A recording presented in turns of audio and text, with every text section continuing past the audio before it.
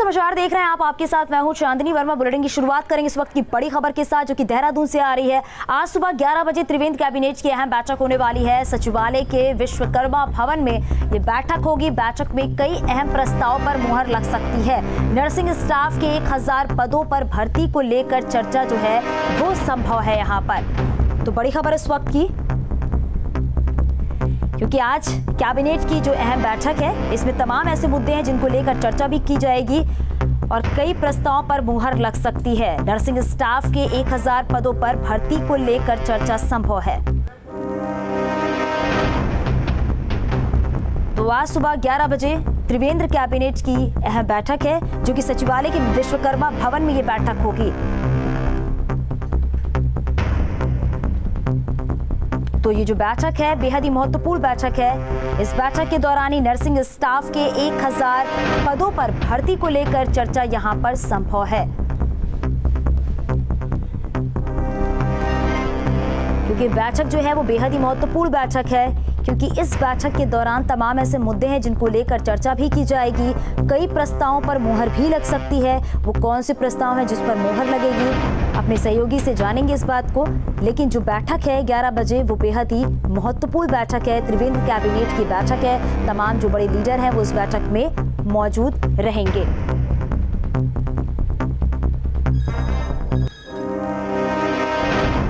उत्तराखंड में कोरोना मरीजों का रिकवरी रेट लगातार बढ़ रहा है, तो वहीं कोरोना मरीज भी रोजाना सामने आ रहे हैं। 24 घंटे में प्रदेश में करीब 69 मामले सामने आए हैं, जिसके बाद आंकड़ा बढ़कर यहां पर 3230 हो गया है।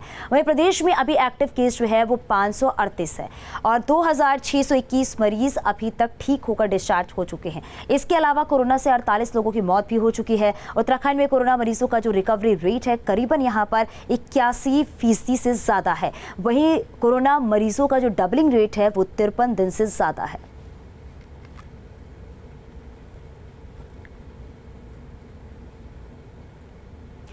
तो देखिए, जो लगातार मामले यहाँ पर बढ़ रहे हैं उसी को देखते हुए रिकवरी रेट की अगर बात करें तो 81% से ज़्यादा यहाँ पर रिकवरी रेट है। और इसके साथ ही साथ अगर बात करें जो डबलिंग रेट है यहाँ पर वो 51% से ज़्यादा यहाँ पर, क्योंकि 24 घंटे में 69 नए मामले सामने आए हैं। एक्टिव केस की अगर बात करें तो 538 मामले जो हैं वो एक्टिव मामले हैं। उत्तराखंड में मानसून ने अपनी दस्तक दे दी है। मंगलवार को पहाड़ों से लेकर मैदान तक जमकर बारिश हुई है, लेकिन धर्मनगरी हरिद्वार में कुछ ही घंटों की बारिश ने नगर निगम के सभी दावों की पोल खोलकर रख दी है। बारिश के चलते हर गली मोहल्ला पानी पानी हो गया है और इस जलभराव में कुछ डराने वाली तस्वीरें भी सामने आई हैं। इस रिपोर्ट में आपको दिखाते हैं।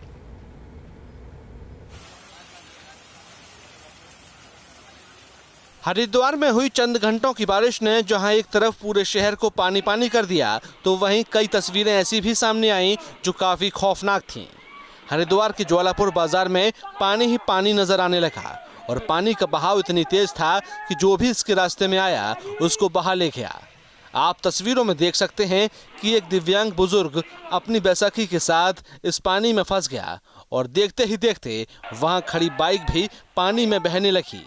गनीमत रही कि वहां मौजूद लोगों ने बुजुर्ग व्यक्ति को पानी के तेज बहाव से बाहर निकाल लिया। वहीं मानसून की पहली बारिश ने हरिद्वार में नगर निगम और अधिकारियों के दावों की भी पोल खोल कर रख दी है। शहर के तमाम हिस्से कुछ देर की बारिश में ही जलमग्न हो गए और लोगों को सड़क पर पानी भरने से काफी परेशानी का सामना करना पड़ा। कहीं घरों में पानी घुसने से लोगों का नुकसान हुआ, तो कहीं बाजारों में दुकानों पर पानी ही पानी नजर आया। स्थानीय लोगों की मांग है कि जल्द नालों की साफ सफाई कराई जाए ताकि पानी की निकासी हो सके।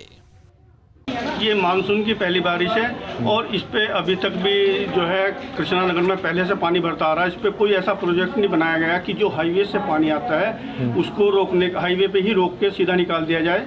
हम माननीय मंत्री मदन कौशिक जी से रिक्वेस्ट करेंगे सब लोग कि ये हाईवे से जो पानी कॉलोनी के अंदर आता है उसको बंद कराया जाए। दुकान छोड़ के पानी में घूम रहे हैं, सारे बैटरी के लड़के हमारे यहाँ लगे हुए हैं। चाचा अपने दुकान छोड़ के यहाँ बैठे हुए हमारे साथ। पहली बारिश में पूरा नुकसान। उधर जलभराव की समस्या को लेकर हरिद्वार में राजनीति भी अपने चरम पर है। वैसे धर्मनगरी हरिद्वार में जलभराव की समस्या 2 दशकों से भी ज्यादा पुरानी है, पर अब हरिद्वार की हालत कब तक ऐसी पानी पानी होती रहेगी, राजनीति से ऊपर उठकर इस विकट समस्या से कभी शहरवासियों को निजात मिलेगी या नहीं, ये बड़ा सवाल है।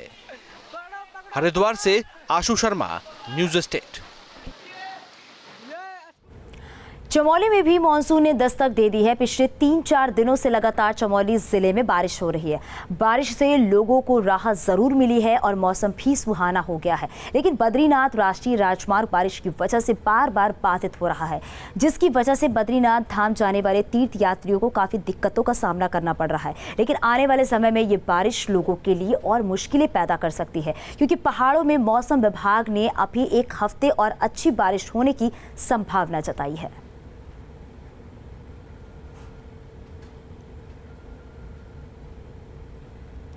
मानसूनी बारिश अब आफत मचाने लगी है। आपको उत्तरकाशी की तस्वीरें भी अभी दिखाते हैं कि यहाँ यमुनोत्री हाईवे का एक बड़ा हिस्सा बारिश में पूरी तरह बह गया और ये जगह राणा चट्टी कहलाती है। एसडीआरएफ की टीम मौके पर रेस्क्यू में जुटी है। रास्ते में फंसे लोगों को किसी तरह बाहर निकाला गया है। हाईवे के बहने से यहाँ पर स्थानीय लोगों को भारी परेशानी का सामना करना पड़ रहा है।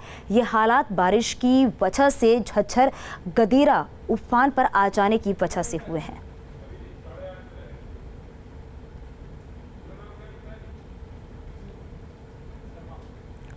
राजधानी देहरादून, टिहरी, पिथौरागढ़, बागेश्वर और नैनीताल में एक बार फिर आसमानी आफत का अलर्ट जारी किया गया है।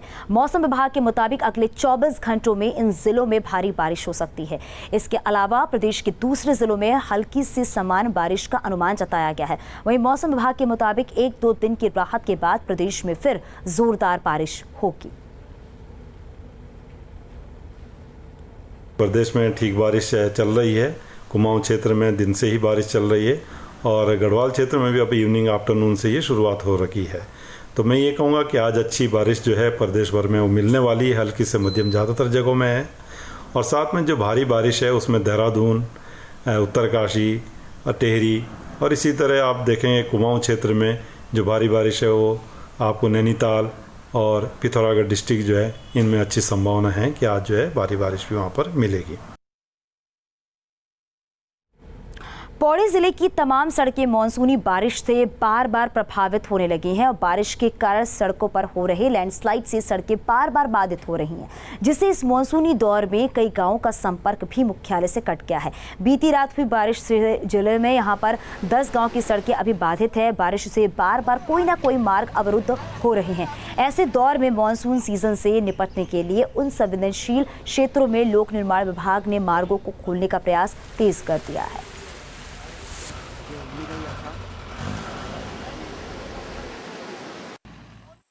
हमने इस पे 6 जेसीबी किराए पे लेके प्राइवेट जेसीबी लगा दी हैं। वो हमेशा 3 महीने तक रहेंगी, चाहे सड़क बंद हो चाहे ना हो, तैनात रहेंगी। जब जहां जरूरत होगी उसके आधार पे हम उन मशीनों को सड़क खोलने के लिए भेजते रहेंगे और सड़कें हमेशा यातायात के लिए खुली रखी जाएंगी, उसमें कोई समस्या नहीं होगी। हल्द्वानी के गौला पार के बागजाला इलाके में सैकड़ों परिवार पानी के संकट से परेशान है। बागजाला गांव में रहने वाले लोग नलकूप से पानी ढोने पर मजबूर है, क्योंकि गांव में पेयजल की लाइन नहीं है।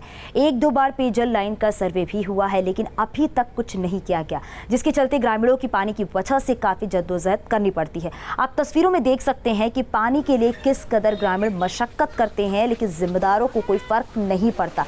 चाहे जो मौसम हो, ग्रामीणों को इसी तरह से पानी के लिए जूझना पड़ता है।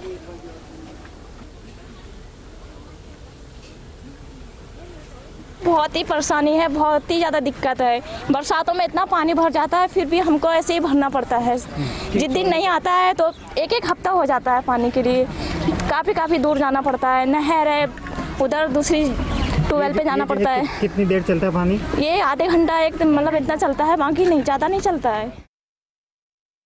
पानी नहीं आता, डेली हमें भरना पड़ता है। रोज़ शाम को कभी बारिश है, धूप है, पानी भरना ही भरना, क्योंकि पाइपलाइन नहीं बिछी। यहाँ से वहाँ तक जैसे देख सकते हैं, वहाँ हमारा घर है, वो हमारा घर, वहाँ से लेके लोग आते हैं रोज़, बच्चों से लेके बूढ़े तक। यहाँ पानी नहीं आया। सर्वे करने आए थे कि टैंक साफ होगा, तो टैंक से अभी सर्वे हुआ है, पानी नहीं आ रहा है। गोला पार में ट्यूबवेल्स हैं, क्योंकि वहाँ की सारी सप्लाई ट्यूबवेल्स पर आधारित है। वर्तमान में सब सिंचाई की ट्यूबवेल हैं, तो सिंचाई कम होने से जो है वो ट्यूबवेलों में कभी शिकायत सुनने को मिलती है कि वो ट्यूबवेल चलाई नहीं जा रहे हैं, तो उसी टाइम ऑपरेटर को फ़ोन करके उससे अवगत कराया जाता है। कि ट्यूबवेल चला करके पेयजल के लिए सप्लाई सुचारू की जाए। डेंगू को लेकर सीएम त्रिवेंद्र सिंह रावत ने प्रदेशवासियों को एहतियात बरतने की सलाह दी है। उन्होंने लोगों से अपील की है कि घरों में पानी जमा ना होने दें। वहीं लगातार नगर निगम की फॉगिंग के काम में सहयोग करने की भी अपील की है। सीएम त्रिवेंद्र सिंह रावत ने कहा है कि लोग साफ सफाई का विशेष ध्यान रखें, क्योंकि हम कोविड-19 से भी लड़ाई लड़ रहे हैं और ऐसे में डेंगू के साथ भी हमें मुकाबला पूरी सावधानी के साथ करना होगा।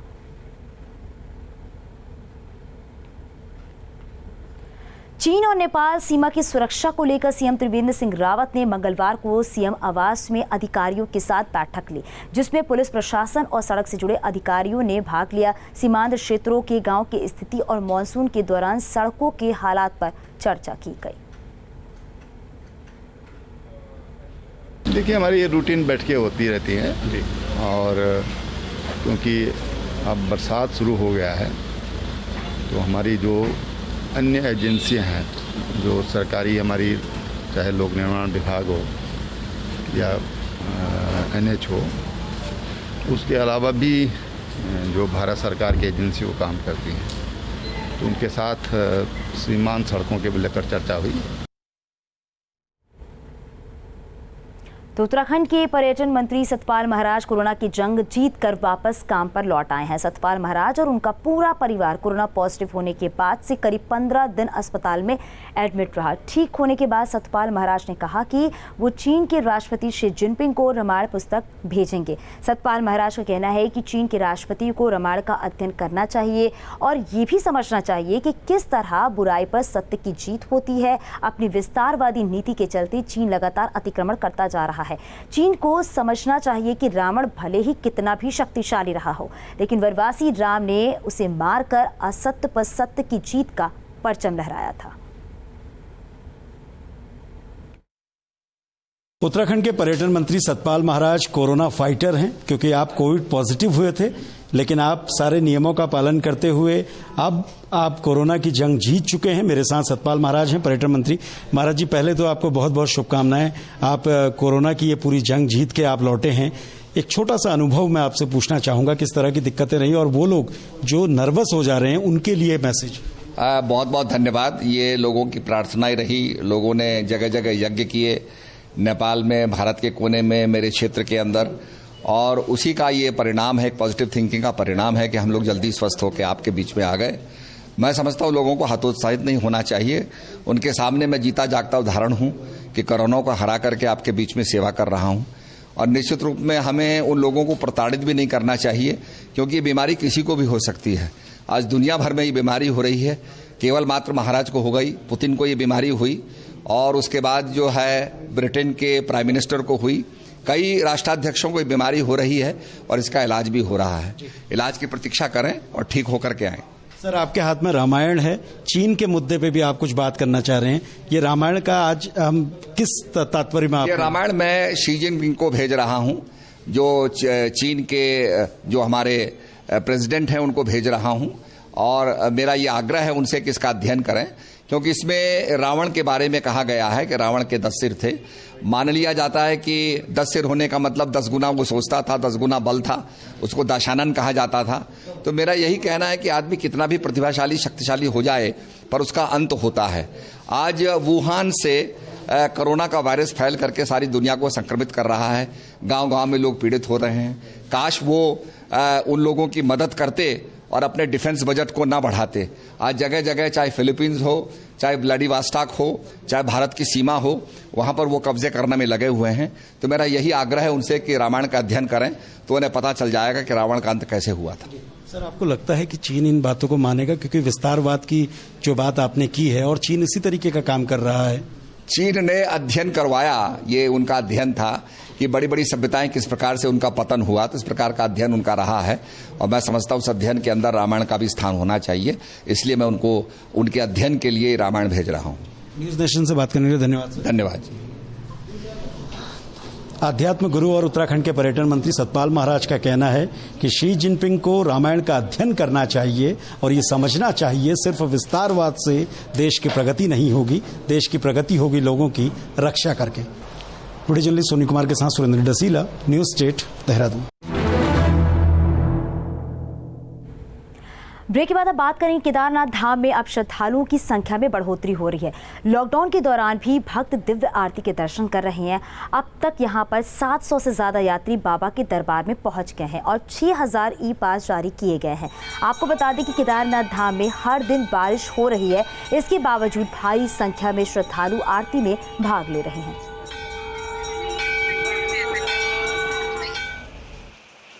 श्री केदारनाथ जी की महाआरती संपन्न हुई और तमाम काफ़ी सैकड़ों में काफ़ी भक्तगण, काफ़ी श्रद्धालु जो बाबा के प्रति श्रद्धा रखते हैं, भाव रखते हैं, उन्होंने ये श्रावण मास की कृष्ण पक्ष की प्रतिपदा की आरती के साक्षी रहे।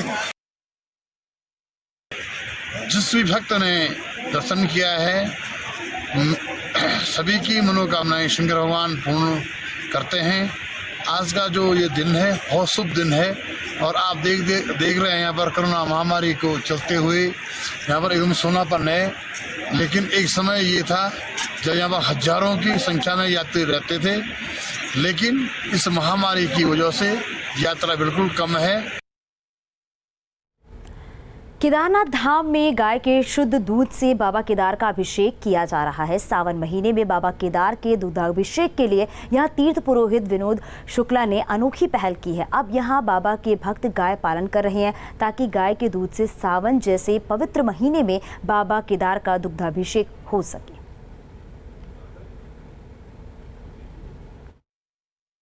गाय माता के दूध से भगवान श्री केदारनाथ जी का रुद्राभिषेक पार चल रहा है।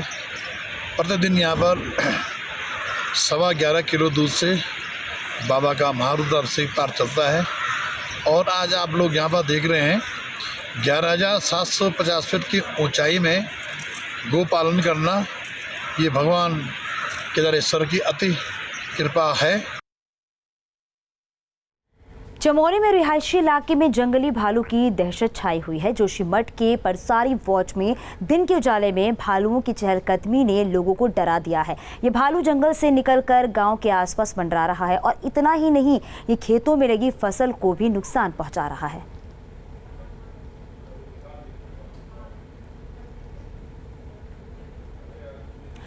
चमोली के विकास खंड नारायण बगड़ के हरमनी 11-12 विकास क्षेत्र में आदमखोर गुलदार का आतंक मचा हुआ है। गुलदार को पकड़ने के लिए देहरादून से शिकारी दल को बुलाया गया है। इस दल ने गांव में अपना डेरा डाल लिया है। देहरादून से आए शिकारी डॉक्टर प्रशांत और उनके साथी जहीर बख्शी गुलदार की हर गतिविधि पर नजर बनाए हुए हैं और लगातार गश्त भी की जा रही है। हालांकि ये बारिश इस ऑपरेशन में शिकारी दल की मुश्किलें बढ़ा रही है। आपको बता दें कि ये गुलदार गांव में कई लोगों को अपना निवाला बना चुका है। 14 मई को त्यूला गांव के मगेटी तोक में इसने एक 4 साल के बच्चे को अपना शिकार बनाया, तो वहीं एक 27 साल की युवती इस गुलदार के हमले में बाल बाल बची थी। वहीं 11-12 गांव में प्रधान की 12 साल की बच्ची इस नरभक्षी का शिकार बन गई थी। गांव के लोग कई दिनों से इस आदमखोर गुलदार को पकड़ने की मांग कर रहे हैं, लेकिन अब जाकर कार्रवाई शुरू हुई है।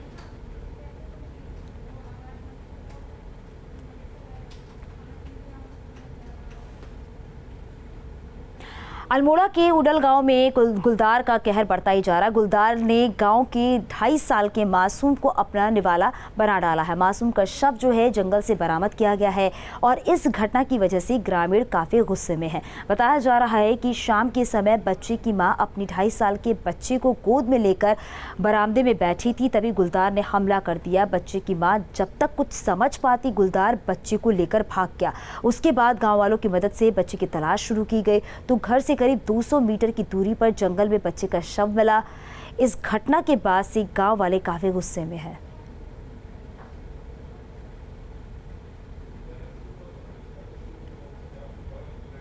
उत्तराखंड की नंदा देवी राष्ट्रीय पार्क के जोशीमठ और बड़गांव नर्सरी में कार्यरत कर्मचारियों को नर्सरी से निकालने का आदेश दिया गया है, जिसके बाद नर्सरी कर्मचारियों और वन विभाग के अधिकारियों के बीच तनाव के हालात पैदा हो गए हैं। नर्सरी कर्मचारियों ने वन विभाग को इस साल पौधे न देने की बात कही है, जिसकी वजह से वृक्षारोपण में परेशानी हो सकती है। नर्सरी के कर्मचारियों का कहना है 2019 से उन्हें वेतन नहीं दिया गया है, जिसकी वजह से उन्हें खाने पीने के लिए भी लाले पड़ गए हैं।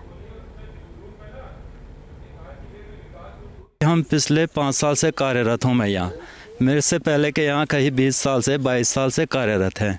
अभी ये 2019 से हमें वेतन नहीं दिया गया है। तो इसमें क्या हुआ कि हमने कहा, वेतन के लिए कहा तो नहीं माने, तो हमने इसके लिए आगे कार्रवाई करी कोर्ट केस में। तो विभाग बोलता है जब कोर्ट फैसला देगा तभी आपका वेतन मिलेगा। मुझे 22 साल चुके हुए हैं यहाँ पे, और इसके कारण हमें विभाग हमें परेशान कर रहा है बार बार तनख्वाह देने के। वैसे हमारे पेमेंट उन्होंने कुछ किया नहीं है, और 2019 से पेमेंट नहीं किया है हमारा, मार्च से। और हमें भूखमरी के कारण हमें परेशान यहाँ पे हो रहे हैं हम। हमारे पास खाने के लिए ना आज तक कुछ 1 पैसा तक नहीं है। हमारे घर में नमक नहीं है, मिर्च नहीं है। हम इतना परेशान है, विधवा औरत है, न तो कमाने वाले हमारा कोई है। मेरे छोटे छोटे बच्चे हैं, सारा कोई नहीं है, न खेती, न तो बाड़ी, न तो गाय, न तो बछड़ा, हमारे बेसारे हैं। इसी पे हमने अपने बच्चे का पालन पोषण किया, इसी के निर्भर रहे। और अभी के इस बुलेटिन में फिलहाल के लिए बस इतना ही, लेकिन खबरें जारी हैं, बने रहिए न्यूज़ स्टेट के साथ।